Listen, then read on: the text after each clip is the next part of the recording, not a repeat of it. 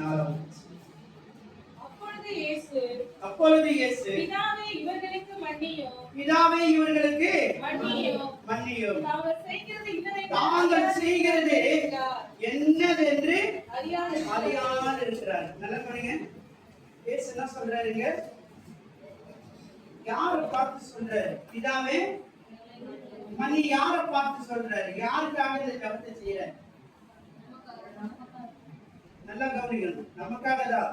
ஆனா எதுக்காக இந்த வார்த்தையை சொல்றாரு? அவரை அறிந்தவங்களுக்காக, அவரை துன்பப்படுத்தினவங்களுக்காக. இயேசுவை கிட்டத்தட்ட 36 மணி நேரம் அவரை அலங்கழிக்கிறாங்க. எத்தனை மணி நேரம்? 36 மணி நேரம் அலங்கழிக்கிறாங்க. அவர் சொல்லப்படுகிறது, அவர் கண்ணீர் குடிக்காத இருந்தார், சாப்பிடாத இருந்தார், இங்கேயும் அங்கேயும் அலங்கழிக்கிறாங்க. அப்ப கூட அவங்களை என்ன பண்ணல? சபிக்கல. இன்னொன்னு நல்லா தெரிஞ்சுங்களா? சிலுவை மரத்துல யாரெல்லாம் அவங்களை தண்டிக்கிறாங்களோ அந்த தண்டிக்கிற மனிதர்கள் சபிப்பார்களாம். அந்த வீரர்களை பார்த்து சபிப்பார்களாம். அவர்கள் வேதனை வழியில் அவர்களை திட்டுவார்களாம். ஆனா இயேசு அந்த வலியிலையும் வேதனையும் அவர்களை நோக்கி சொன்னாரே, பிதாவே இவர்களை மன்னியும். இந்த குணம் நமக்கு வருமா? இதுதான் கிறிஸ்துவ. நீங்க ஏன் கிறிஸ்துவ வளர்ந்து கொண்டு இருக்கு தெரியுங்களா? இயேசு சொன்னதை யாரும் சொல்ல முடியாது. நீங்க அதுதான் கிறிஸ்துவத்தை எல்லாம் பார்க்க முடியாது.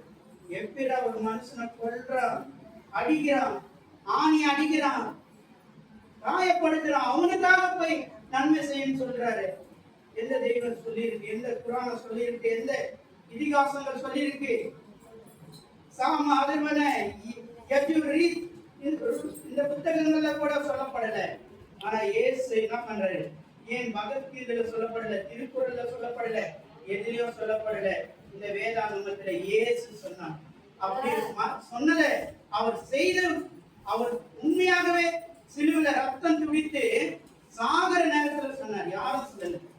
சாக்ரட்டிஸ் கூட தத்துவஞானி, கிரேக்க தத்துவஞானி சாக்ரட்டிஸ் கூட விஷம் கொடுக்கும் போது அவன் நண்பன் கூட இருந்த ஆறுதல் சொன்னான். இயேசுக்கு யாரும் கூட நிக்கல. சீசர்கள் இல்லை, பெற்ற தாய் இல்ல, சகோதரர்கள் இல்ல, எல்லாம் தூரமா நிற்கிறாங்க. அவருக்கு வேண்டியவங்க எல்லாம் என்ன பண்றாங்க?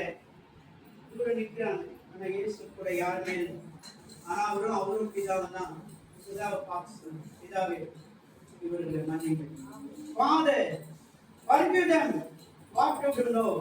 இவர்கள் என்ன செய்கிறார்கள் என்று இவர்களுக்கு தெரியல, தெரியாத செய்ய. நம்ம சொல்ல முடியுமா? ஒரு தப்பு செய்துட்டா என்ன பண்ணீங்க? இவ்வளவு பெரிய ஆளா வளர்ந்துருக்கிறீங்க, இப்போ நான் என்ன எடுத்துக்கிறேன், ஒரு சின்ன தப்பு செய்யல, இவர் ஊழியக்காரர் தானே, இவர் நல்லா பிரசனம் பண்றாரு தானே, நான் சொல்லிக்கிறேன், சாரி நீங்க சொல்ல, நானே சொல்லுங்க. இவர் நல்லா தானே வாக்கு கொடுக்குறாரு. ஆனா இவரே என்ன பண்றாரு? தப்பு பண்றாரு. இவருக்கு அறிவு இல்லை, புத்தி இல்லை, அப்படின்னு என்ன பண்ணுவோம்? கேட்போமா? கேட்போமா? எல்லாம் கேட்பாங்க. ஒரு தப்பு செய்யறா கேட்பாங்க. ஆனா இயேசு பாருங்க, நான் உங்களுக்கு நன்மை செய்தேன், குருடர்களை சுகமாக்கினேன், முடவர்களை நடக்க செய்த, சப்பானிகளை நடக்க செய்த, ஊமையர்களை பேச செய்த, மரித்தோரை எழுப்ப செய்த. நான் என்ன உங்களுக்கு துரோகம் செய்தேன்?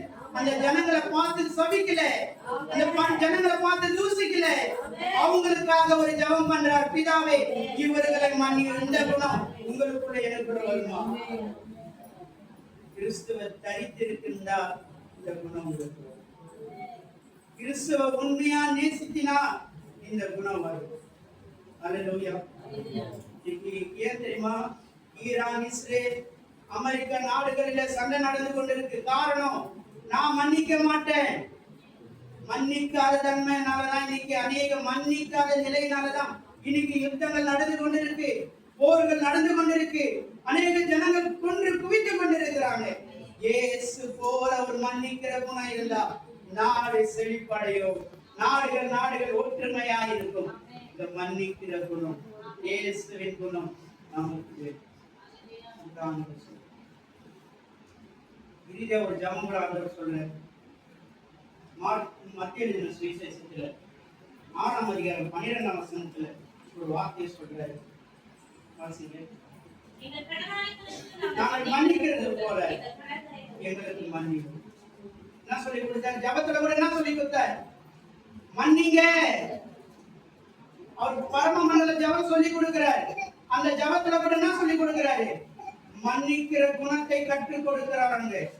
அவர் கற்றுக் கொடுத்தது மாத்திரம் இல்ல, அதை நிறைவேற்றுகிறவராகவும் இருந்தார். அவர் என்ன சொன்னாரோ அதன்படி வாழ்ந்தார். அதன்படி சாகர வரைக்கும் சிலுவில மரணத்துல கூட அவர் உண்மை உள்ளவராயிருந்தார், மன்னிக்கிறவராயிருந்தார். இதே லூக்கா எழுதின சுவிசேஷத்துல 11ஆம் அதிகாரம் 4ஆம் வசனத்தை வாசிங்க. 11ஆம் அதிகாரம் 4ஆம் வசனம். பாவங்களை எங்களுக்கு மன்னியும், நாங்களும் எங்களிடத்தில் அடிபட்ட எவருக்கும் மன்னிக்கிறோமே. எங்க பாவங்களை என்ன பண்ணுங்க? பாவங்களை மன்னிக்க மனுஷனுக்கு அதிகாரம் இருக்கா? உங்களுக்கு அதிகாரம் இருக்கா? எனக்கு அதிகாரம் இருக்கா? குற்றங்களை வேணா மன்னிச்சிடலாம், குறைகளை வேணா மன்னிச்சிடலாம், தவறுகளை வேணா மன்னிச்சிடலாம். ஆனா பாவங்களை மன்னிக்க யாருக்கு தான் அதிகாரம் உண்டு? இயேசுவுக்கு தான் அதிகாரம் உண்டு. ஏன்னா சகல பாவங்களையும் மன்னிக்கிற கிருபை அவரிடத்துலதான் இருக்கு. அதனாலதான் அவர் சொன்னாரு, நீங்க மன்னிங்க.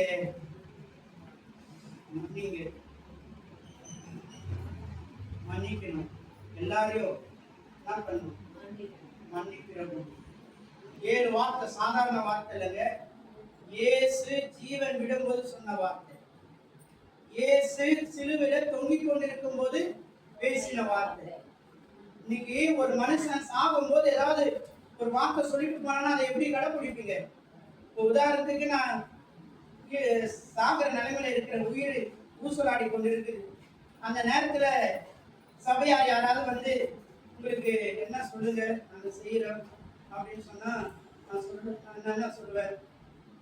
எங்க ஒய்ஃபை பார்த்துங்க, என் ஒய்ஃபு கொஞ்சம் தெரியாது, அவளை தொடர்ந்து என்னை எப்படி நான் நேசித்தீங்களோ அதே போல அவளை நேசிங்க அப்படின்னு நான் சொல்லிட்டு போனா ஒரு சிலர் சொல்றதுனா நம்ம கேட்கறதுனால இருக்கலாம். ஆனா ஒரு சிலர் என்ன பண்ணாங்க?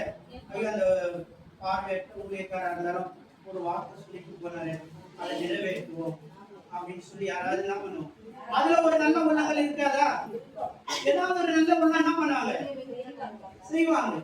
ஆனா என்ன பண்ண, சாதாரண ஒரு மனுஷனுடைய வார்த்தையே நம்ம செய்யறதுக்கு முயற்சிக்கிறனா, சர்வ வல்லவர் உனக்காக எனக்காக வந்தவர் சொன்னதை நிறைவேற்ற நாம் எவ்வளவு ஆயத்தமாய். ஒரு ஒரே வசனத்தை உங்களுக்கு நான் நினைவுபடுத்துறேன். 1 சாமுவேலின் புத்தகம் 25ஆம் அதிகாரம் 31ஆம் வசனத்தை வாசிங்க.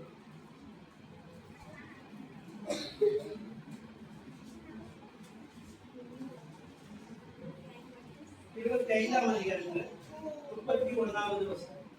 நீ விருதாமாய் ரத்தம் சிந்தாமலும் என் ஆண்டவனாகிய நீ பழிவாங்காமலும் இருப்பீராக இருந்தது உண்டானால் அப்பொழுது என் ஆண்டவனாகிய உமக்கு துக்கமும் இராது, இடரலும் இராது. ஹல்லேலூயா. நீ மன்னிக்கிற குணத்தை நீ பெற்றுட்டினா உனக்கு துக்கம் இருக்காது, உனக்கு வேதனை இருக்காது. மன்னிக்கிற இந்த வசனத்தை நீங்க ஃபுல்லா போய் படிங்க. இங்க தாவீது இந்த நாபாலுடைய ஆடுகளை பாதுகாக்கிறவனா இருக்கிறான். ஆனா அவன் ஆகாரம் கேட்கிறான், அவனுக்கும் அவனுடைய வீரர்களுக்கும். ஆனா என்ன சொல்றான்? ஆகாரம் தர மாட்டான். ஆனா அவருடைய மனைவி புத்திசாலி அபிகார் என்ன சொல்றா? இருந்தா நீ என்ன பண்ண வேணாம், ரத்தம் சிந்த வேண்டாம் தாவீது ராஜா. வீணா அவனையா பழிவாங்கி உன் நம்பிக்கை இழத்துகிற, மற்றவங்களை குறை சொல்லி குற்றம் சொல்லி மற்றவங்க சொன்னதை சொல்லி சொல்லி காட்டி உன் சந்தோஷத்தை ஏன் இழக்கிற? நீ மன்னிக்க கற்றுக்கொள் தாவீது ராஜா சொல்றாரு. ஆனா இந்த தாவீது ராஜாவுக்கு அபிகேல் சொல்றதுனால அவன் மனசு என்ன பண்ணிது? அவனை பழி வாங்கணுன்ற எண்ணம் மாறினதுனால தேவனே அவனை அடித்தார். நீ யாராக உனக்கு விரோதமாய் குற்றம் செய்து தவறு செய்து உன்னை வேதனைப்படுத்த தேவனிடத்தில் ஒப்பு கொடுத்தீங்கன்னா தேவனை நீங்கி செய்வார். பிதாவே இவர்களை மன்னியும், இவர்களை ஆசீர்வதித்தார்கள். மன்னிங்க ஆண்டவரே, forgive them Lord. மன்னிச்சார் ஆண்டவர். அதனாலதான் இந்த மாசம் வாக்குத்தத்தத்துல கூட பாத்தீங்களா என்ன வாக்குத்தத்தம் வந்திருக்கு? நான் யோசிக்கவே இல்லை. என்ன வாக்குத்தத்தம் வந்திருக்கு? ரட்சியும் கர்த்தாவே, ஆசீர்வதித்து உங்களை ரட்சித்து. அப்ப அந்த ரட்சித்துன்ற வார்த்தை வந்திருக்கு. ரட்சிப்பா வர ரட்சிப்பை பற்றி பேசுறவங்க இதை குறித்து உங்களுக்கு பேசுவாங்க.